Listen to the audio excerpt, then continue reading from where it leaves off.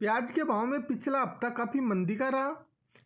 इसका विश्लेषण हम पहले भी कर चुके हैं। इस रिपोर्ट में हम चर्चा करेंगे प्याज के आने वाले समय में क्या भाव देखने को मिल सकते हैं, कब तक भाव में मंदी रहेगी, कब तेज़ी बनने की उम्मीद है, निर्यात क्यों कम होती है हर साल। नमस्कार, आप देख रहे हैं मंडी बाजार भाव चैनल। किसान साथियों, हमारा आपसे अनुरोध है, आप तेज़ी मंदी की रिपोर्ट पूरी सटीक जानना चाहते हैं तो आपको वीडियो पूरा देखना पड़ेगा। प्याज का बाज़ार सबसे ज़्यादा उतार चढ़ाव वाला बाज़ार है। इसमें एक ही दिन में बहुत ज़्यादा तेज़ी आ जाती है तो एक ही दिन में बहुत ज़्यादा मंदी भी आ जाती है। इतना उतार चढ़ाव वाली बाज़ार के भाव में तेज़ी या मंदी आने के बहुत सारे कारण होते हैं। पिछले हफ्ते में मंदी रिपोर्ट में हमने आपको बताया था बाज़ार में मंदी आने वाला है। देश में प्याज उत्पादक करने वाली दो सबसे बड़े राज्य महाराष्ट्र और उत्तर प्रदेश हैं। ये दोनों राज्यों से ही सबसे ज़्यादा प्याज की सप्लाई अन्य राज्यों में की जाती है। इसलिए जब यहाँ की मंडियों में प्रेशर बढ़ना शुरू होता है तो बाज़ार में मंदी आनी शुरू हो जाती है। अब मंडियों में यहाँ प्रेशर गर्मी वाला प्याज की भी दिख रही है। लाल प्याज की भी हमने आवक लगातार मंडियों में बढ़ता देखा है।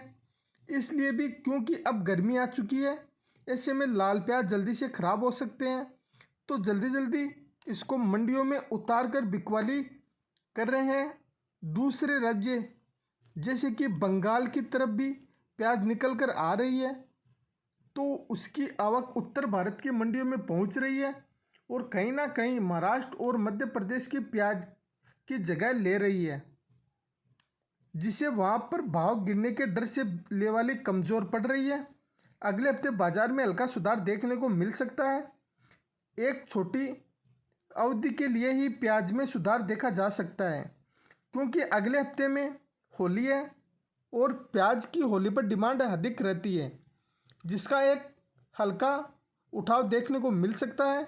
डिमांड ज़्यादा रहेगी, बाज़ार कुछ दिनों तक बंद रहेगा, जिसके खरीदार जोर पकड़ सकते हैं, पर तेज़ी बहुत ज़्यादा जोर नहीं देगी, एक हल्का सा उठाव रह सकता है। ओवरऑल की बात करें तो बाज़ार मंदी का ही रुख करेगा। इस वर्ष सरकारी आंकड़ों के मुताबिक नई सीजन में प्याज का उत्पादन पिछले साल के मुकाबले ज़्यादा होने का अनुमान है, जिसका असर स्टॉक प्याज पर भी दिखेगा। जब तक निर्यात में तेज़ी नहीं बनेगी, स्टॉक व्यापारी थोड़ा परहेज कर सकते हैं। वापस से गिरावट देखने की उम्मीद है। नई प्याज की आवक चरम पर रहेगी। फिलहाल के निर्यात में गिरावट देखने को मिल सकती है।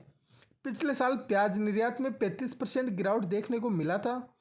इस साल अच्छी उत्पादक होने की वजह से भारत के पास दोबारा से एक अच्छा मौका आ रहा है।